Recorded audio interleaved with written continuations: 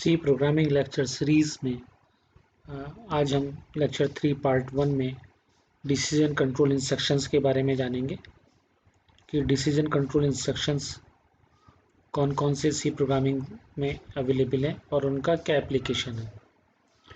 Basically the decision control instruction in C programming are of 3 different types. Number 1 is if, second is if else और third one जो है वो conditional operators हैं। Previous lecture में हम conditional operator के बारे में जान चुके हैं। यहाँ पर इस लेक्चर में आज हम इफ़ और इफ़ एल्स के बारे में जानेंगे कि इसको कैसे हम प्रोग्राम में अपने अप्लाई कर सकते हैं या क्या एप्लीकेशन इनका सी प्रोग्राम्स में है। यहाँ पर सिंटैक्स इसका समझ लेते हैं। पहला दिया हुआ है इफ़, फिर टेस्ट एक्सप्रेशन और स्टेटमेंट उसके बाद। टेक्स्ट एक्सप्रेशन है, हम जो भी टेक्स्ट एक्सप्रेशन देंगे इफ़ के बाद, अगर वो टेक्स्ट एक्सप्रेशन हमारा ट्रू होता है तो फॉलोइंग स्टेटमेंट एग्जीक्यूट होगा। अगर वो टेक्स्ट एक्सप्रेशन हमारा फॉल्स होता है तो जो भी इफ़ के बाद फॉलोइंग स्टेटमेंट लिखा हुआ है उसका एग्जीक्यूशन नहीं होगा। बी सिंटैक्स केवल समझाने के लिए दिया हुआ कि अगर हमारे टेक्स्ट एक्सप्रेशन के ट्रू होने के बाद हमें मल्टीपल स्टेटमेंट्स का एग्जीक्यूशन करना है तो उन सभी स्टेटमेंट्स को हमें एक ब्लॉक के अंदर रखना चाहिए, यानी कि कर्ली ब्रेसेस स्टार्ट करके अपने स्टेटमेंट्स को लिख लें और जब लास्ट में सभी स्टेटमेंट लिख चुके तो कर्ली ब्रेसेस को क्लोज कर दें। नेक्स्ट डिसीजन कंट्रोल इंस्ट्रक्शंस में आता है इफ एल्स। कि पहला दिया हुआ है इफ टेक्स्ट एक्सप्रेशन, फिर स्टेटमेंट 1 एल्स स्टेटमेंट 2। इसका मतलब है if test expression will be true, then the following statement 1 will be executed. In any case, if test expression is false, then the statement given below the else या following statement after else will be executed. यानी कि test expression true होने के बाद statement 1 execute होगा और अगर test expression हमारा फॉल्स हो गया तो एल्स के बाद जो स्टेटमेंट 2 दिया हुआ है उसका एग्जीक्यूशन होगा। बी सिंटैक्स हमें दिया हुआ है कि इफ टेक्स्ट एक्सप्रेशन अगर हमारा ट्रू होता है तो जो कर्ली ब्रेसेस का ब्लॉक बना हुआ है उसके अंदर जितने भी इंस्ट्रक्शन या सेट ऑफ स्टेटमेंट लिखे हुए होंगे वो सभी एग्जीक्यूट होंगे इस टेक्स्ट एक्सप्रेशन के ट्रू होने के बाद। अगर ये टेक्स्ट एक्सप्रेशन हमारा फॉल्स हो जाता है तो एल्स के बाद जो फॉलोइंग स्टेटमेंट है वो एग्जीक्यूट होगा। थर्ड है कि अगर हमारा टेक्स्ट एक्सप्रेशन ट्रू होता है और उस टेक्स्ट एक्सप्रेशन ट्रू होने के बाद एक सिंगल स्टेटमेंट हम एग्जीक्यूट करते हैं तो उसको कर्ली ब्रेसेस में लिखने की ज़रूरत नहीं है। एल्स के बाद अगर हमारे ग्रुप ऑफ स्टेटमेंट है तो उन सभी ग्रुप ऑफ स्टेटमेंट को या सेट ऑफ इंस्ट्रक्शंस को हमें कर्ली ब्रेसेस के अंदर लिखना ज़रूरी है। और लास्ट में सिंटैक्स है, अगर कंडीशन ट्रू या फॉल्स होने के बाद हमें ग्रुप ऑफ स्टेटमेंट्स को एग्जीक्यूट करना है। अगर हमारी कंडीशन टेस्ट एक्सप्रेशन ट्रू होता है तो हमारा जो फॉलोइंग स्टेटमेंट है इफ़ के बाद, फॉलोइंग ब्लॉक है इफ़ के बाद, वो एग्जीक्यूट होगा और उसके अंदर जितने भी स्टेटमेंट होंगे वो एग्जीक्यूट होंगे या सेट ऑफ इंस्ट्रक्शन जो भी होंगे वो एग्जीक्यूट होंगे। अगर हमारा ये टेस्ट एक्सप्रेशन फॉल्स हो जाता है तो एल्स के बाद जो ब्लॉक बना हुआ है और उस ब्लॉक के अंदर जितने भी सेट ऑफ इंस्ट्रक्शन या सेट ऑफ स्टेटमेंट्स हैं वो सभी एग्जीक्यूट होंगे। अब इन सभी सिंटैक्सेस को हम अपने प्रोग्राम की मदद से समझ लेते हैं कि सी प्रोग्राम में हम इनको कैसे यूज़ करते हैं। ये एक प्रोग्राम का ब्लॉक लिखा हुआ है। समझने के लिए यहाँ पर 2 वेरिएबल्स हम डिक्लेयर कर लेते हैं, a बराबर 4 और मान लेते हैं b बराबर 2 है। पहला सिंटैक्स था इफ़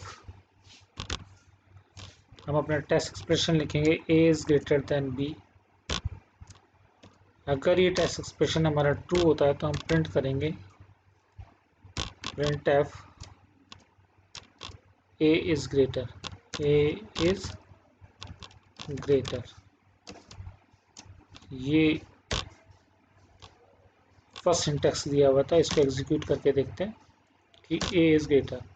अगर बाय द वे हमारा ये फॉल्स होता है, हम इसको फॉल्स कर लेते हैं, तो ये कंडीशन फॉल्स होने के बाद इसके बाद जो फॉलोइंग स्टेटमेंट दिया हुआ है print F A is greater, उसका एग्जीक्यूशन नहीं होना चाहिए। तो यहाँ पर किसी भी फॉलोइंग स्टेटमेंट का एग्जीक्यूशन नहीं हुआ, इसी वजह से कुछ भी प्रिंट नहीं हुआ।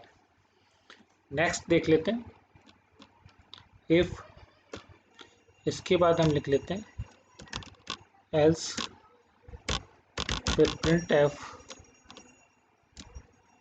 यहाँ पर लिख लेते हैं b इज ग्रेटर।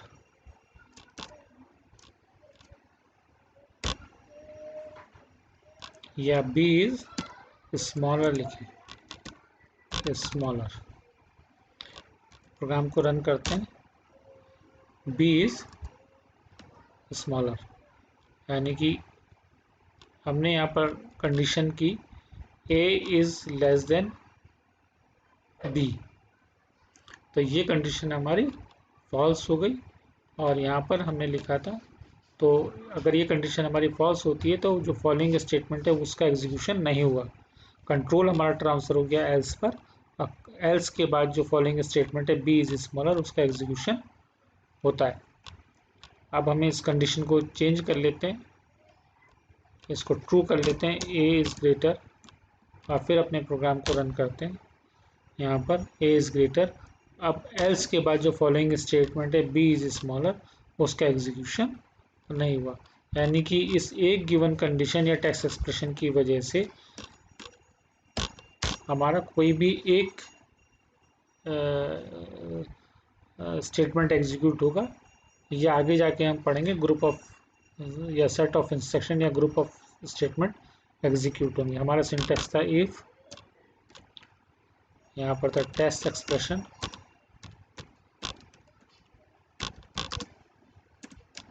ये फिर हमारा था स्टेटमेंट, और फिर एल्स, फिर स्टेटमेंट। ये हमारा सिंटेक्स था। नेक्स्ट देख लेते हैं, अगर हमें इस कंडीशन के ट्रू होने के बाद यहाँ पर ग्रुप ऑफ इंस्ट्रक्शन या ग्रुप सेट ऑफ इंस्ट्रक्शन या सेट ऑफ स्टेटमेंट्स को एग्जीक्यूट करना हो एक साथ, तो यहाँ पर लिखेंगे प्रिंट एफ, मान लीजिए यहाँ पर लिख देते हैं b इज स्मॉलर।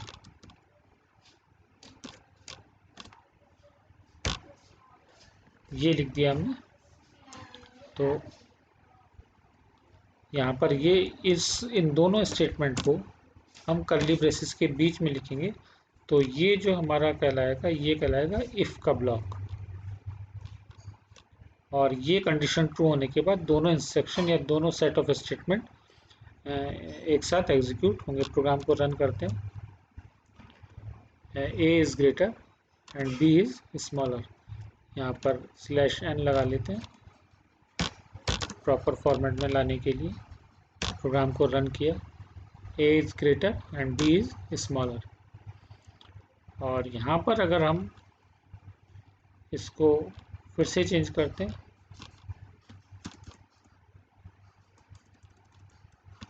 यहाँ पर इसको हमने लिख दिया और यहाँ पर कर दिया, कर्ली ब्रेसेस लगा दिए, और यहाँ पर लिख दिया प्रिंट एफ,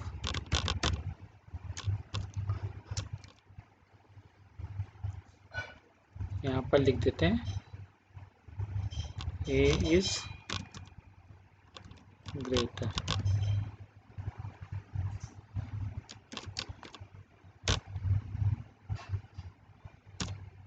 या इसको यहाँ पर समझने के लिए लिख लेते हैं इन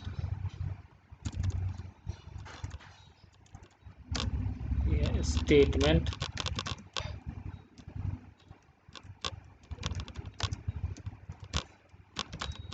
इन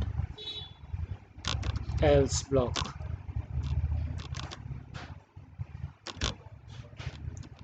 रन करा प्रोग्राम तो ए इज़ ग्रेटर यानी कि हमारी कंडीशन ट्रू है। इस कंडीशन को हम फॉल्स कर लेते हैं और कंडीशन फॉल्स करने के बाद हमारा एल्स के बाद जो ब्लॉक बना हुआ है ये दोनों स्टेटमेंट एग्जीक्यूट होने चाहिए। प्रोग्राम रन किया, B is smaller statement in else block. यहाँ पे लिख लेते हैं second statement in else block. इसको स्लैश एन लिख लीजिए तो समझ में आसानी से आ जाएगा। ये second statement in else block B यानी कि हमारा एल्स का ब्लॉक एग्जीक्यूट हो रहा है। और अगर हम यहाँ पर लिख लेते हैं, फिर से कर्ली ब्रेसेस लगा लेते हैं और यहाँ पर लिख लेते हैं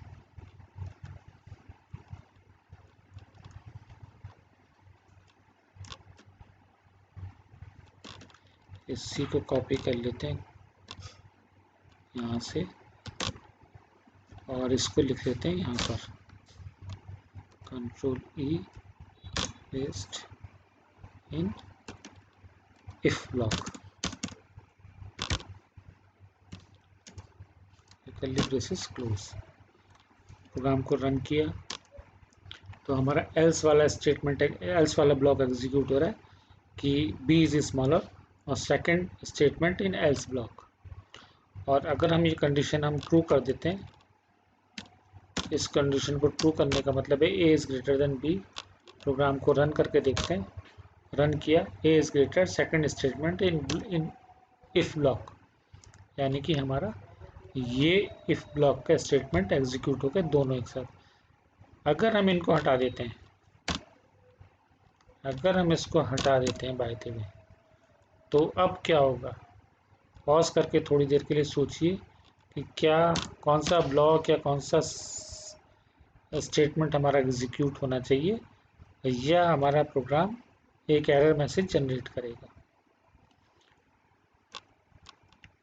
आपने बिल्कुल सही सोचा होगा कि ये हमारा प्रोग्राम एक एरर मैसेज जनरेट करके देगा, मिसप्लेस्ड एल्स।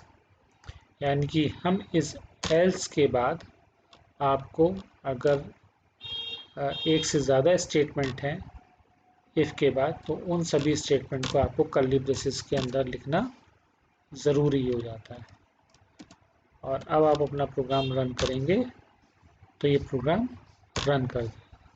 और अगर आपके पास एक सिंगल स्टेटमेंट है इफ़ के अंदर और दूसरा कोई भी स्टेटमेंट नहीं है, तो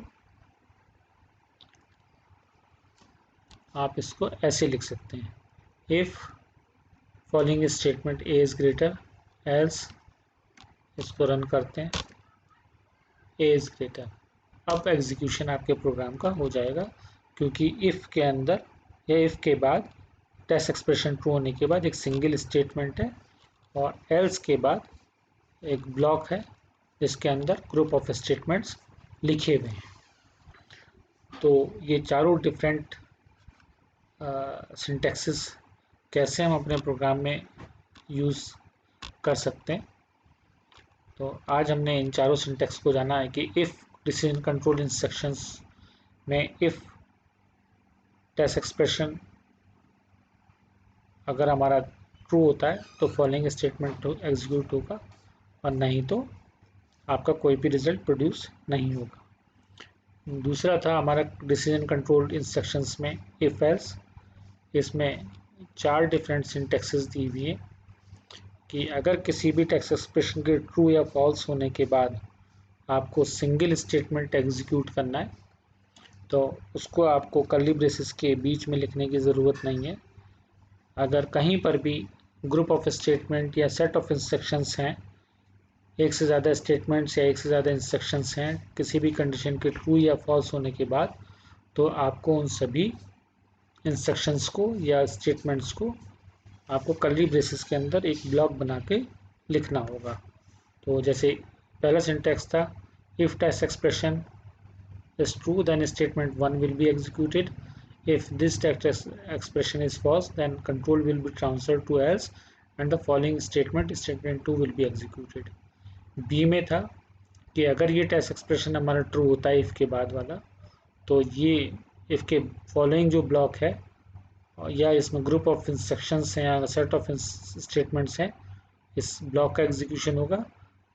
नहीं तो फिर जो एल्स के बाद फॉलोइंग स्टेटमेंट है उसका एग्जीक्यूशन होगा। तीसरा था कि अगर इफ़ के टेक्स्ट एक्सप्रेशन ट्रू होने के बाद एक सिंगल स्टेटमेंट है तो उसका एग्जीक्यूशन होगा, और अगर ग्रुप ऑफ स्टेटमेंट एक ब्लॉक के अंदर दिए हैं, अगर टेक्स्ट एक्सप्रेशन हमारा फॉल्स होता है तो उन सभी स्टेटमेंट का एग्जीक्यूशन होगा।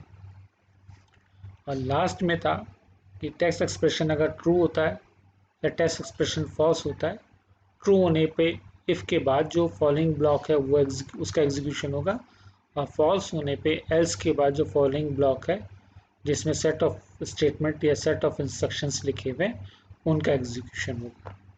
तो इफ़ एल्स के बारे में आज इतना ही था। अगर आपको ये लेक्चर अच्छा लगा हो तो इसको ज़रूर अपने फ्रेंड्स के साथ शेयर करें। Thank you very much. Thanks a lot.